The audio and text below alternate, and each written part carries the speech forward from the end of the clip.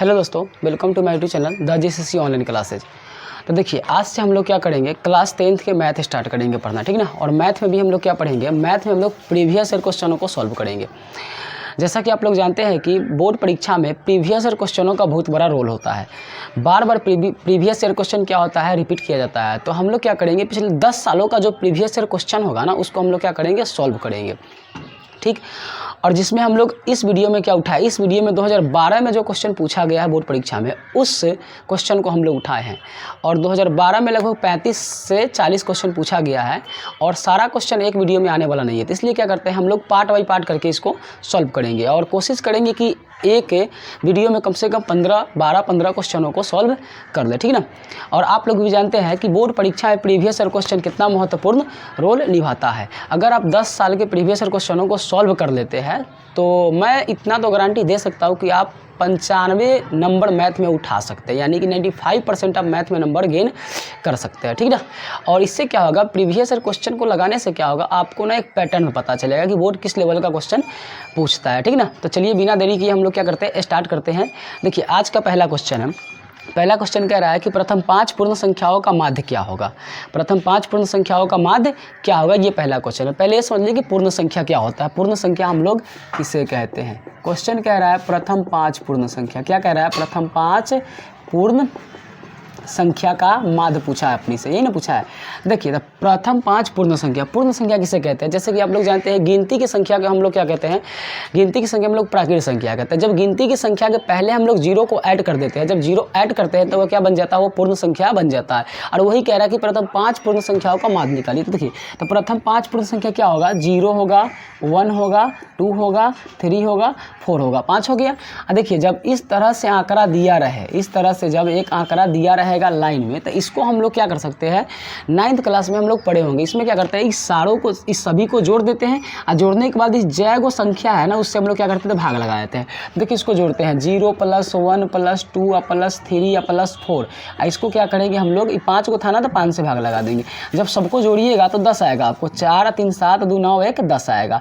और 10 को जब आप 5 से काटिएगा तो आपको आंसर क्या आ जाएगा, 2 आ जाएगा, ठीक ना। तो इस तरह से क्या कर सकते हैं हम लोग, इस तरह को सवालों को हल कर सकते हैं। ऐसे ही आपसे पूछा जा सकता है कि प्रथम 5 पूर्ण संख्या का माध्य बताइए, आभाज्य संख्या का माध्य बताइए। तो आप लोग आभाज्य संख्या पूर्ण संख्या लिख के और सबको ऐड करके जय को कहेगा उतना से क्या कीजिएगा, आप भाग दे दीजिएगा, ठीक ना। तो इस तरह का क्वेश्चन आप बना लीजिएगा, ठीक। अब देखिए, दूसरा क्वेश्चन क्या है। दूसरा क्वेश्चन कह रहा है कि 2 वृत्तों के क्षेत्रफलों का अनुपात 4:1 है, तो उनकी त्रिज्याओं का अनुपात क्या होगा। अब देखिए, 2 वृत्त है, ये पहला वृत्त है और ये दूसरा वृत्त है, ठीक। और इन दोनों के क्षेत्रफलों का अनुपात, ये तो इसका त्रिज्या हो गया, पहली वृत्त है तो R1 हो गया, ये दूसरी वृत्त है तो ये R2 हो गया। कह रहा है इसके क्षेत्रफल और इसके क्षेत्रफलों का अनुपात। देखिए, इसका क्षेत्रफल क्या होगा, πr1 के होल स्क्वायर, इसका होगा πr2 के होल स्क्वायर। कह रहा है दोनों के क्षेत्रफलों का अनुपात कितना है। देखो, अनुपात का हम लोग बट्टा भी लिखते हैं, तो इसका क्षेत्रफलों का अनुपात कितना है, πr1 स्क्वायर और πr2 स्क्वायर। 4:1 है, यानी कि 4/1 है, ठीक ना। अब देखिए, ये पाई से पाई क्या हो जाएगा, पाई से पाई कट जाएगा। जब पाई से पाई कट जाएगा तो यहाँ क्या बचेगा, R1 का होल स्क्वायर और R2 का होल स्क्वायर बराबर क्या बचेगा, 4/1 बचेगा। अब देखिए, यहाँ R1 के होल स्क्वायर बट्टा R2 का होल स्क्वायर है। क्या इसको ऐसे लिख सकते हैं, R1 और R2 का पूरा बाहर से होल स्क्वायर लिख सकते हैं, इधर 4/1 लिख सकते हैं, ठीक ना।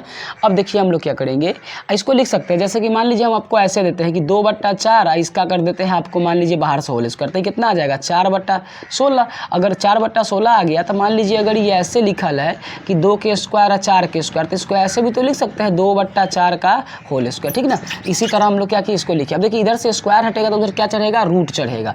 तो इधर जब रूट चढ़ेगा तो यहाँ हो जाएगा R1/R2 बराबर 4/1, इसका रूट चढ़ गया तो R1/R2 बराबर क्या आ गया, 2/1। इसको अनुपात में लिखेंगे तो R1 अनुपात R2 बराबर क्या आ गया, 2:1। ये हो गया आपका क्या, आंसर, ठीक ना। तो इस तरह के क्वेश्चन आप हल कर दीजिएगा आराम से। सिंपल सी बात है, अगर इस तरह का क्वेश्चन देगा ना, अगर क्षेत्रफल आपको दिया रहे, सिंपल सी क्या है कि उसके त्रिज्याओं का अनुपात बताइए, तो कुछ नहीं कीजिएगा, उसको सिर्फ रूट में ला के उसका निकालिए। जैसे कि मान लीजिए हम क्षेत्रफलों का अनुपात आपको 16:25 दे देते हैं, ठीक। तो कहेंगे बताइए इसको त्रिज्याओं का अनुपात क्या होगा, तो बस देखिए, इसका कितना निकलेगा, इसका 4 निकलेगा और इसका कितना कितना निकलेगा 5 निकलेगा, तो ये हो गया 4:5 हो गया, ठीक ना। इसी तरह अगर आपको त्रिज्या दिया रहा है क्षेत्रफलों का अनुपात का है तो उसका स्क्वायर करके आप लिख दीजिए। जैसे कि मान लीजिए हम आपको दे दें कि 2 वृत्तों के त्रिज्याओं का अनुपात 3:4 है, तो कहेंगे इसको क्षेत्रफलों का अनुपात बताइए, तो आप बोलिएगा 3 तिहाई 9 और 4 चौका 16, यानी कि क्षेत्रफल का अनुपात कहेगा तो इसका वर्गमूल क्या कहते हैं बढ़ करके लिख देना है। अगर आपको त्रिज्याओं का अनुपात कहेगा तो क्या कीजिएगा वर्गमूल निकाल लीजिएगा, बात खत्म हो गया, ठीक ना। तो आशा करते हैं क्वेश्चन आपको समझ में आ गया होगा। अगला क्वेश्चन देखिए क्या कह रहा है। अगला क्वेश्चन कह रहा है तीसरा कि यदि tan थीटा बराबर √3 हो तो थीटा का मान बताइए। देखिए कितना अच्छा क्वेश्चन है। तीसरा क्वेश्चन कह रहा है कि यदि tan थीटा आपको दिया, कितना दिया, tan थीटा बराबर √3 दिया, तो कह रहा है थीटा का मान बताइए क्या होगा। तो देखिए tan थीटा यहाँ दिया है ना, तो मतलब ये tan a का मान दिया होगा, tan 30 का हो या 60 का हो, ठीक ना। तब देखिए tan थीटा बराबर क्या हो गया, ये tan 60 डिग्री है, कितना डिग्री है, tan 60 डिग्री है। अब देखिए tan से tan जब हम लोग काटेंगे तो थीटा बराबर क्या आ गया, थीटा बराबर 60 डिग्री आ गई। ये हो गया आपका आंसर। देखिए कितना अच्छा हम लोग हल कर दिए। ये सब आपको क्या करेगा, ऑब्जेक्टिव में आपसे पूछेगा, ठीक ना। 1 मिनट रुकिएगा, थोड़ा हम क्या करते हैं इसको क्लियर कर लेते हैं, साफ कर लेते हैं। चलिए देखिए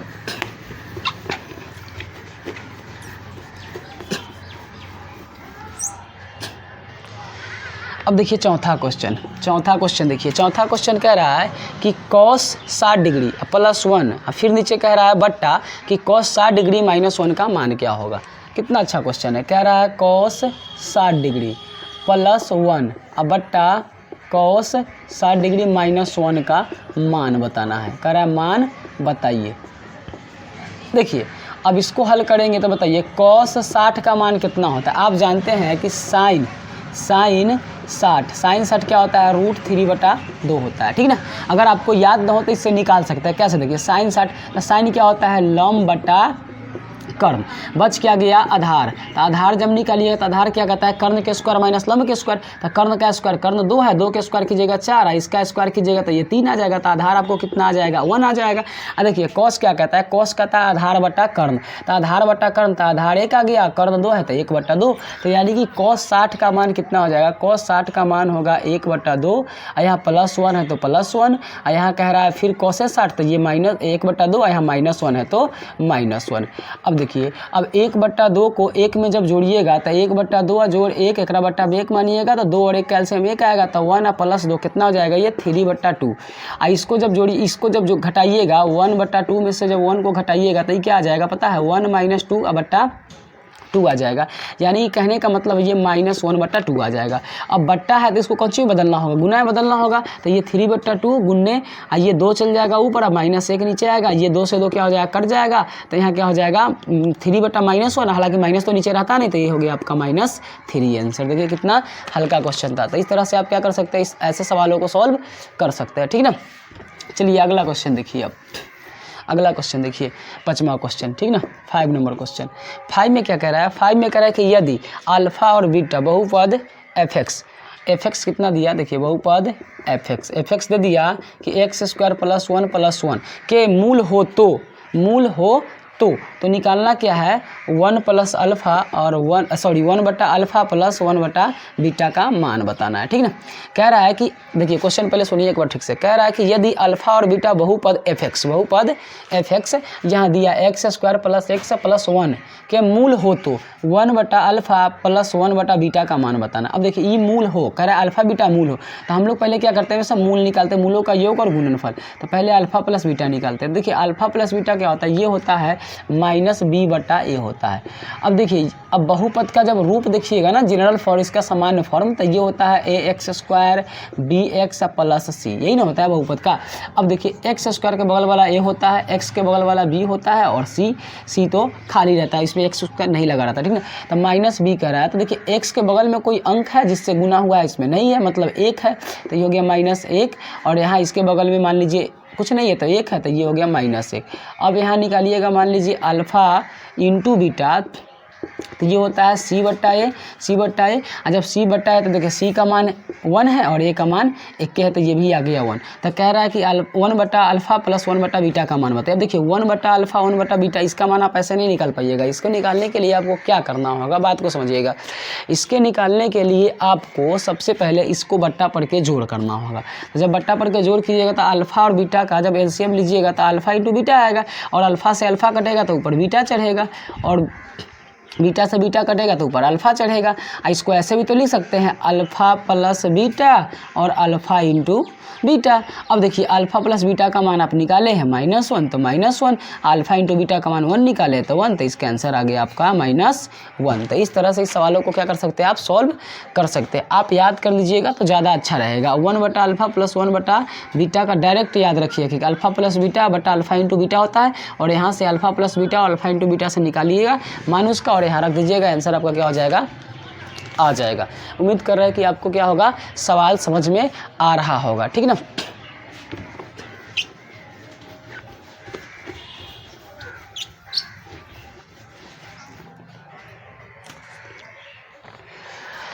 अब देखिए छठा क्वेश्चन, 6 नंबर क्वेश्चन क्या करा, एक द्विघात बहुपद के मूलों का योग तथा गुणनफल क्रमशः 2 तथा -15 है तो द्विघात बहुपद बताइए। अब देखिए मूलों का योग दे दिया और गुणनफल दे दिया, आपसे द्विघात बहुपद पूछ रहा है। ऐसा क्वेश्चन ना 2 नंबर में पूछता है, ठीक ना, लेकिन आप ध्यान रखिएगा ऑब्जेक्टिव ज़्यादा आता है। देखिए पहले अल्फ़ा प्लस बीटा आपको दे दिया, मूलों को योग को अल्फ़ा प्लस बीटा कहते हैं, ये आपको दे दिया 2, उसके बाद आपको अल्फ़ा इंटू बीटा दे दिया -15। अब कह रहा है द्विघात बहुपद बताइए। क्या बताइए? द्विघात बहुपद बताइए। देखिए इसका एक सिंपल फार्मूला है तो याद रखिएगा, x square minus alpha plus beta, हाँ x square minus alpha plus ठीक है, x square minus alpha plus beta into x plus alpha into beta बराबर 0 इसलिए लेते हैं कि अगर ये बट्टा में रहेगा ना तो हम लोग उसको क्या कर सकते हैं क्रॉस मल्टीप्लाई करके सिंपल फॉर्म में ला सकते हैं। देखिए तो x square minus alpha plus beta का मान कितना है -2, एक बगल में एक्स है तो एक्स प्लस, देखिए ये -15 है तो -15 है तो यहाँ पहले से प्लस था, ये माइनस है तो माइनस प्लस क्या हो जाएगा, यहाँ माइनस हो जाएगा तो -15 बराबर 0। ये हो गया आपका आंसर द्विघात बहुपद का, ठीक ना। एक्स स्क्वायर माइनस मूलों का योग और एक्स प्लस मूलों का गुणनफल, आप इसको याद कर लीजिएगा। इस तरह से क्वेश्चन आपको बनेगा ही बनेगा और आपसे पूछा ही जाएगा, ठीक ना। तो चलिए देखिए अगला क्वेश्चन क्या है, 7 नंबर क्वेश्चन। देखिए 7 नंबर क्वेश्चन क्या कह रहा है कि बिंदु Q से किसी वृत्त की स्पर्श रेखा की लंबाई 24 सेंटीमीटर है और केंद्र से Q की दूरी 25 सेंटीमीटर है, तो वृत्त की त्रिज्या निकाले। क्या करना है? वृत्त की त्रिज्या। अब देखिए ये एक क्या है, ये एक वृत्त है, समझिएगा इसको गौर से, क्योंकि इस तरह का क्वेश्चन अधिकतर क्या करता है छोड़ देता है। चूँकि क्वेश्चन बड़ा आसान होता है फिर भी क्या करता है मेहनत के चक्कर में कि थोड़ा ज़्यादा समय लग जाएगा ना, इसकी वजह से छोड़ देता है। बनाना बड़ा आसान है एकदम। कह रहा है एक वृत्त है, ठीक ना, और ये तो वृत्त का केंद्र हो गया। बात क्या समझिए, ये क्या हो गया, वृत्त का केंद्र हो गया, केंद्र O हो गया, ठीक। अब कह रहा है वृत्त, कह रहा है बिंदु Q से किसी वृत्त की स्पर्श रेखा की लंबाई 24 सेंटीमीटर है। मान लीजिए यहाँ कोई बिंदु Q है और यहाँ से इस पर स्पर्श रेखा जो खींचा जाएगा ना, ई वाला स्पर्श रेखा, इसकी लंबाई 24 सेंटीमीटर है, ठीक। और उसके बाद कह रहा है 24 और केंद्र से Q की दूरी 25 सेंटीमीटर है, और केंद्र से जो ई दूरी है ये वाला 25 सेंटीमीटर है, ठीक है। तो कह रहा है कच्ची वृत्त की त्रिज्या। तो देखिए स्पर्श रेखा के जो बिंदु है, स्पर्श बिंदु, वहाँ से अगर हम लोग केंद्र को मिलाएंगे तो ये वृत्त की त्रिज्या होगा।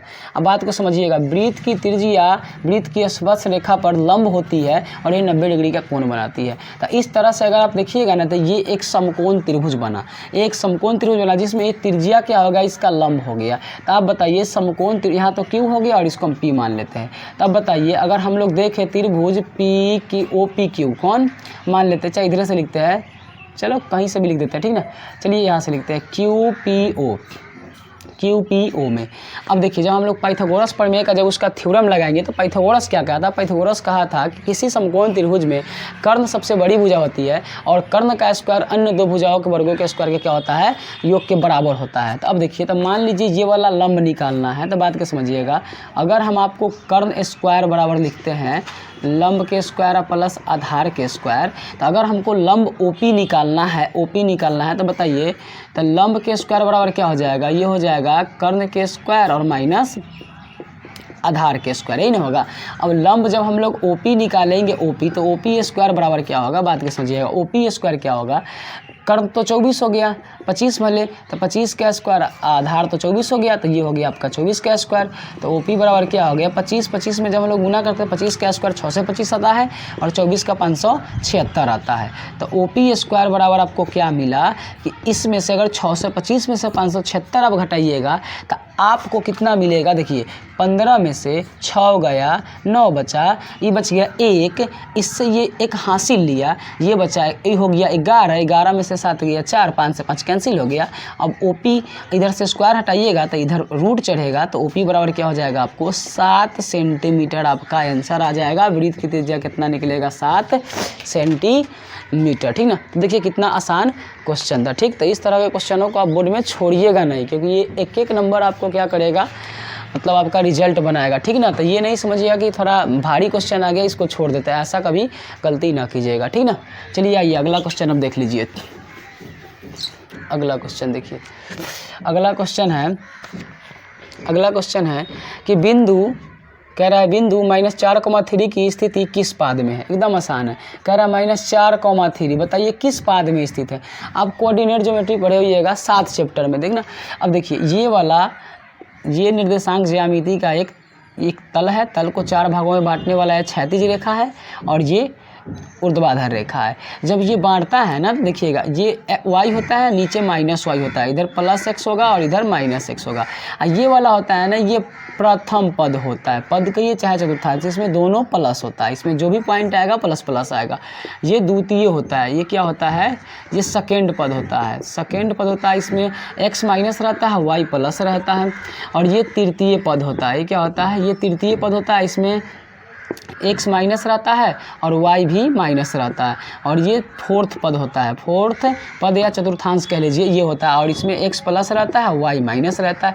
अब यहाँ गौर कीजिए, कह रहा है ये किस -4,3 किस चतुर्थांश में, तो -x है और +y है, तो -x +y किस में आएगा, सेकेंड में आएगा। तो आप बता दीजिएगा सीधे कौन सा में, ये द्वितीय पद में है। कौन सा पद में है, द्वितीय पद में। तो ये हो गया आपका आंसर कंप्लीट 8 नंबर क्वेश्चन का। चलिए अब 9 नंबर क्वेश्चन को देख लीजिए। 9 नंबर क्वेश्चन को देख लीजिए, ख़त्म होने वाला है, बस 3 क्वेश्चन और बच गया है, ठीक ना। इसको याद कर लीजिएगा क्योंकि इससे क्वेश्चन बनेगा ही बनेगा। देखिए 9 नंबर क्वेश्चन कह रहा है, 9 में कह रहा है कि 1 माइनस साइन स्क्वायर थीटा और 1 माइनस कॉस स्क्वायर थीटा, ये रूट में है, कह रहा है इसका मान बताइएगा कितना होगा। अब एक फार्मूला आपको याद होना चाहिए, एक फार्मूला होता है sine square theta plus cos square theta बराबर 1 होता है, ठीक। तो अगर हम आपको साइन स्क्वायर थीटा बराबर लिखे तो आप कहिएगा 1 माइनस कॉस स्क्वायर थीटा होगा, और कॉस स्क्वायर थीटा बराबर लिखे तो आप कहिएगा 1 माइनस साइन स्क्वायर थीटा हुआ। ये फार्मूला आपको पता होगा। अब देखिए, अब कह रहा है सवाल क्या कि 1 माइनस साइन स्क्वायर थीटा अब बटा 1 माइनस कॉस स्क्वायर थीटा का आप मान बताइए। तो क्या 1 माइनस साइन स्क्वायर थीटा के जगह पर क्या रख सकते हैं, कॉस स्क्वायर थीटा, तो ये हो गया cos square theta. 1 minus cos square theta के जगह पर क्या रखते हैं, साइन स्क्वायर थीटा, तो ये हो गया साइन स्क्वायर थीटा। इसका रूट है तो इसको रूट लिख दिए हम लोग, ठीक ना। अब देखिए, अब यहाँ से स्क्वायर हटेगा तो साथ में क्या हट जाएगा, रूट भी हट जाएगा, तो क्या बचेगा, सिर्फ कॉस थीटा बट्टा बचेगा साइन थीटा, और कॉस थीटा बट्टा साइन थीटा बराबर होता है कॉट थीटा। ये हो गया आपका 9 नंबर क्वेश्चन का आंसर, ठीक। आशा करते हैं आपको सवाल समझ में आ रहा होगा।